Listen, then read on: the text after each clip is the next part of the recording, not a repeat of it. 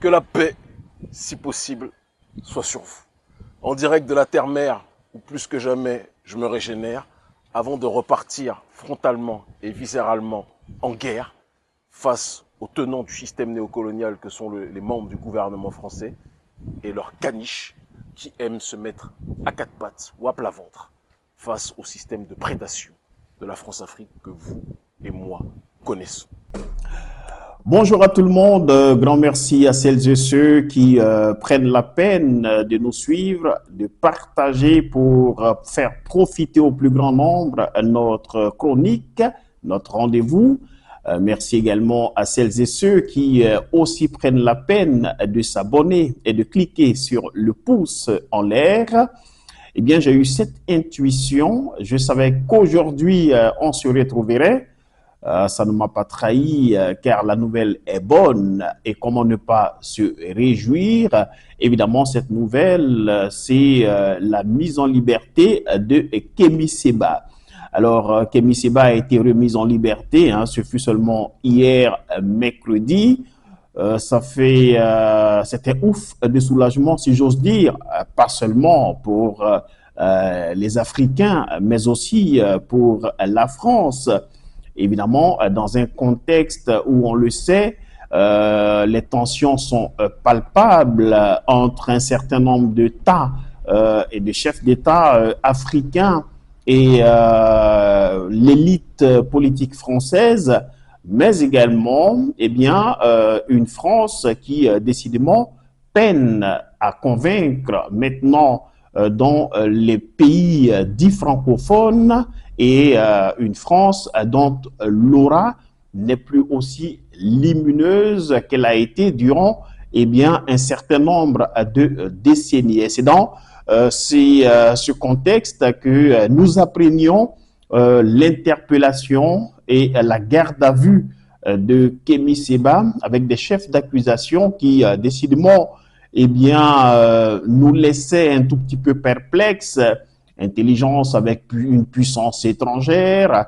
Je ne vais pas vous citer tous les chapelets des chefs d'accusation, mais c'est vrai que pour le coup, on se demandait bien comment eh bien, la justice française allait s'arranger pour le faire condamner, car lorsqu'on regarde, eh bien, encore une fois, tous ces chefs d'accusation, fort malheureusement, plusieurs personnes, et non des moindres, des Françaises et des Français, des Européens, des Américains, etc., eh bien, ont leurs propres opinions, tiennent un narratif qui n'est pas forcément celui de l'establishment et qui n'est pas forcément aussi celui des médias mainstream.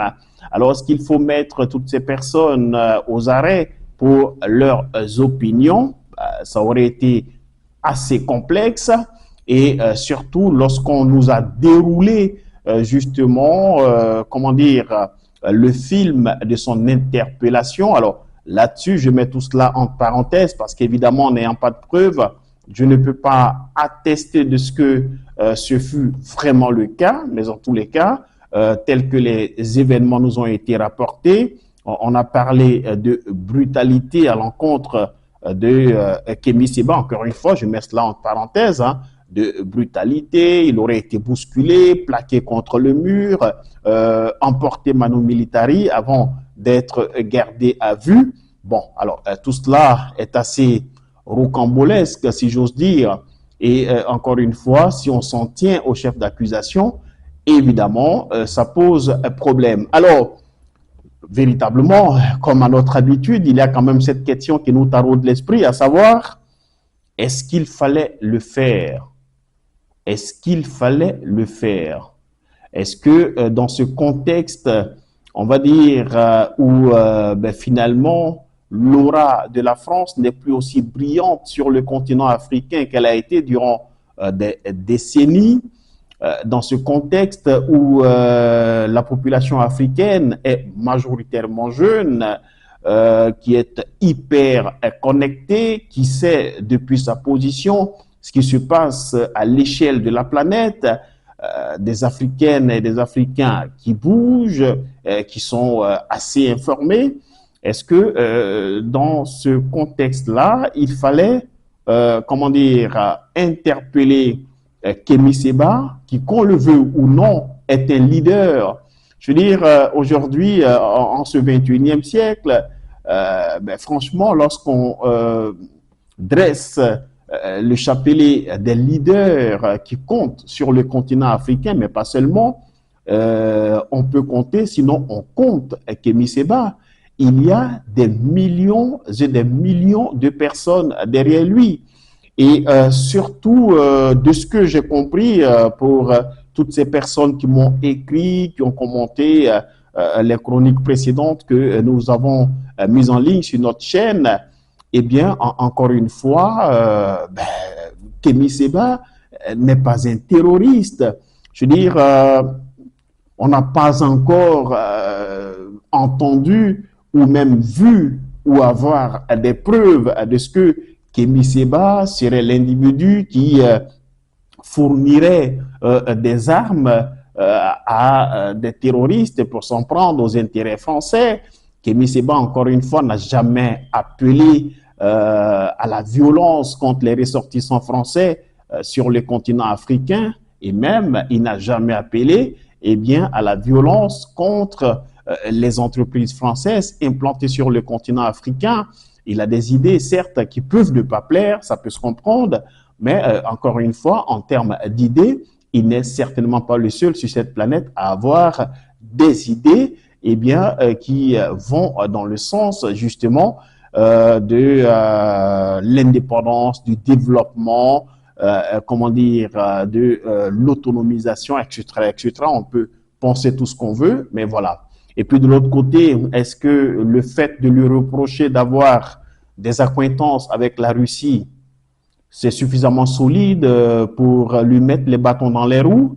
Là encore, ça pose problème, d'autant que les pays même qui reprochent à d'autres pays ou d'autres personnes d'avoir des accointances avec la Russie, la Chine, etc., eh bien, ces mêmes pays ont aussi des rapports avec la Russie, que ce soit sur le plan commercial, sur le plan politique, et j'en passe. Donc là aussi, ça pose problème. Au final, la nouvelle que je voulais partager avec vous à travers notre chaîne, c'est quand même que Kémy Séba a été libéré. Alors là encore, hasard ou pas, je vous l'ai toujours dit, moi le hasard, je n'y crois pas. Il se trouve que au moment où Kémy Séba était remise en liberté, le mercredi seulement, une autre bombe médiatico-politique explosait du côté de la sous-région ouest-africaine.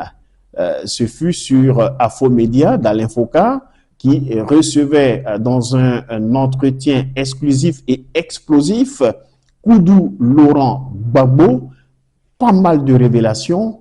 Eh bien, j'ai l'habitude de le dire, pour moi, je caricature un tout petit peu, Laurent Gbagbo, c'est le ceinture noire à toute catégorie et hors compétition de la politique africaine de ces 40 ou 50 dernières années sur le continent africain, surtout notamment dans la zone dite francophone. C'est l'homme aux hypercutes qui envoie tout de suite KO quiconque n'y s'y est pas vraiment préparé. Et c'est vrai que cette interview-là a fait mouche. Et donc, quand on associe ces deux actualités, l'interview, l'entretien de Laurent Gbagbo, toutes les révélations qui ont été faites, et la remise en liberté de Kémy Séba, en sachant en amont les conditions de son interpellation et les chefs d'accusation, ça fait beaucoup. Du coup, on se dit, est-ce que véritablement il fallait le faire? Parce qu'au final, Kémy Séba sort de cette épreuve déjà qu'il avait un manteau suffisamment grand. Là, visiblement, il sort de cette épreuve avec une combinaison d'astronautes.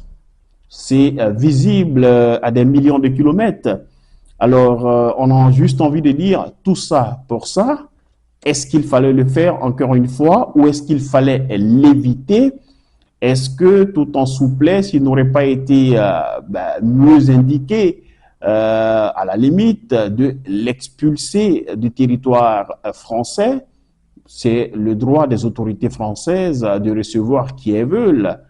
Mais de là à l'interpeller, à lui coller des chefs d'accusation et à laisser entendre dans la presse française qu'il encourait jusqu'à 30 ans de prison, voilà autant d'éléments qui ont mis le feu aux poudres et qui, décidément, là encore, comment j'ai envie de dire ça, pour trouver une expression qui soit assez adéquate.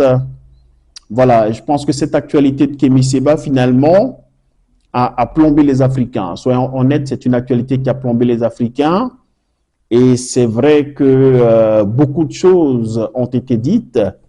Déjà que les États de l'AES, au niveau de la sous-région africaine, mais aussi au-delà, ont, comment dire, cette étoffe finalement.